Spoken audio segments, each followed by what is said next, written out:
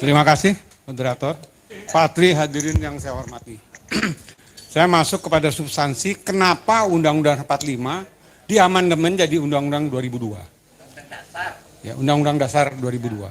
Jadi ini tidak terlepas dari kepentingan global pada seperti itu tentang Washington Consensus. Yang intinya adalah ada 10 poin, tetapi yang penting adalah dilaksanakan pasar bebas, privatisasi BUMN, fasilitas yang sama antara investor lokal dan asing dengan program Foreign Direct Investment.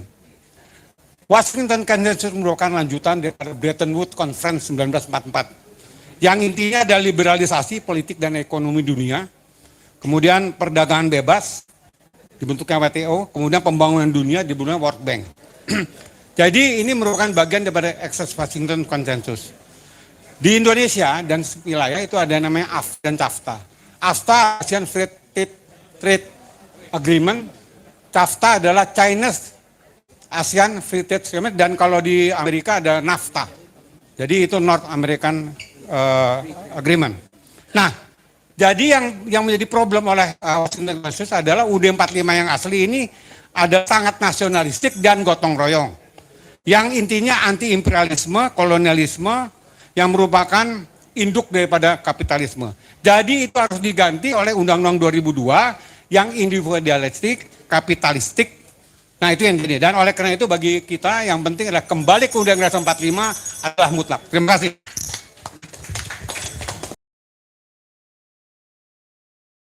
Indonesia. Tadi Pak Pri menyebutkan bahwa kondisi Indonesia sudah darurat. Ya, makanya perlu diselamatkan. Nah, ini darurat dan perlu diselamatkan dari apa? Yang saya nilai paling mendesak adalah menyelamatkan Indonesia dari rezim yang dipimpin oleh Joko Widodo sebagai presiden. Ya, karena faktanya rezim ini sudah merampas kedaulatan rakyat. Tadi Pak Mul menyebut kedaulatan itu ada di tangan rakyat. Kemudian mengkhianati konstitusi. Undang-Undang Dasar 1945. Makanya perlu kembali ke Undang-Undang Dasar Indonesia asli. Misalnya ada program kita seperti itu. Kemudian merampok sumber daya alam. Terutama kita bicara bagaimana Undang-Undang Minerba itu membiarkan pemerintah bersama DPR merampok sekitar 5.000 triliun lebih hanya dari sektor batubara misalnya. Yang sedang berlangsung adalah bagaimana rakyat dihisap dari swastanisasi sektor listrik, ya. Kemudian yang berikutnya bahwa ini semakin perlu, ya, rezim ini diakhiri adalah semakin otoriter dengan menjadikan Polri sebagai salah satu alat untuk melanggengkan kekuasaan. Nah, karena itu dan yang menjadi motor utama di depan itu adalah Satgasus. Itu yang terus kita suarakan supaya diaudit. Nah, terakhir sekali, karena itu, mari sama-sama jangan bicara sopan seperti ini. Kita sudah sama merasakan ini perlu diperbaiki. Karena itu, kita kampanyekan untuk dilakukannya impeachment kepada Jokowi sebagai Presiden Indonesia. Terima kasih.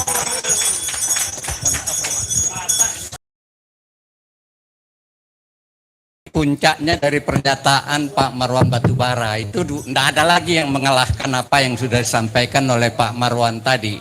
Tetapi saya hanya kasih bumbu aja dikit. Pertama, amandemen Undang-Undang Dasar 45 itu paling tidak 4 hal yang strategis yang membuat Indonesia menjadi lumpuh. Pertama, hilangnya kedaulatan rakyat dengan diturunkannya derajat MPR. Itu yang pertama. Yang kedua, liberalisasi ekonomi politik.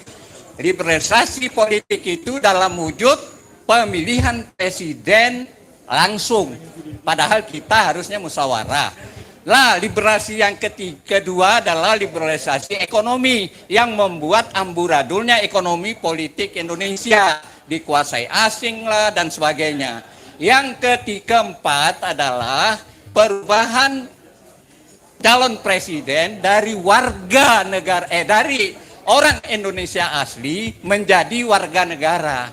Itu aja persoalan amandemen ini yang harus kita kembalikan sehingga kita perlu kembali ke UUD 45. Cuma cara kembalinya ini mungkin kita berbeda cara saja. Kalau menurut saya dari pengalaman negara-negara yang berubah konstitusinya, baik itu Filipina, baik itu Thailand, baik itu Yugoslavia, baik itu Rusia, dan lain-lain, itu didahului oleh goro-goro. Nggak ada yang gratis yang mau melepaskan kekuasaan yang nikmat itu tanpa goro-goro. Filipina berubah setelah Marcos jatuh. Thailand itu kalau mau berubah, rajanya bisik ke Perdana Menterinya. Jatuhkan itu. Selesai, berubah konstitusinya. Begitu juga Rusia setelah Glasnost dan sebagainya jatuh, baru konstitusinya berubah. Begitu juga Yugoslavia dan lain-lain. Jadi nggak ada perubahan yang gratis. Terima kasih. Yes, terima kasih. Wassalamualaikum warahmatullahi Persis 90 detik. Terima kasih. Kembali ke Undang-Undang Dasar asli. Ini bukan merupakan suatu pilihan, tetapi keharusan demi mempertahankan negara Republik Indonesia. Karena Undang-Undang Dasar asli itu mengandung prinsip-prinsip dasar terbentuknya negara Republik Indonesia. Daerah menyerahkan kedaulatannya dengan harapan dapat menentukan nasib daerah dalam menentukan presiden dan wakil presiden melalui MPR, melalui utusan daerah dan utusan golongan. Ketika itu dihapus, maka negara Republik Indonesia terancam hilang. Terancam hilang ya. Terancam hilang. Dengan adanya one man one vote, maka daerah itu sudah tidak berdaulat lagi. Karena mayoritas itu akan menguasai minoritas tadi. Nah, dengan amandemen Undang-Undang Dasar, maka terjadi perampasan kekayaan daerah di mana mineral, batu bara, kekayaan itu dikuasai oleh segelintir pihak, difasilitasi oleh pemerintah pusat, bekerja sama dengan kroni-kroni oligarkinya. Nah, kalau kita lihat tahun 1950 Indonesia ini dibangun oleh kekayaan daerah. 1950 kontribusi karet itu 60% devisa untuk negara. Tahun 67 Indonesia bangkrut. Cadangan devisa hanya 2 juta US dollar.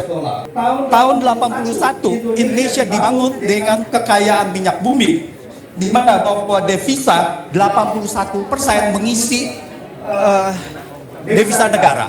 Nah, disinilah adalah bahwa dengan hilangnya kekayaan daerah, ya dirampas oleh pusat, ini menjadi daerah tidak berdaulat. Oleh karena itu Indonesia terancam hilang, sehingga kembali ke Undang-Undang Dasar asli adalah mempertahankan negara kesatuan Republik Indonesia. Terima kasih. Thank you. Terima kasih.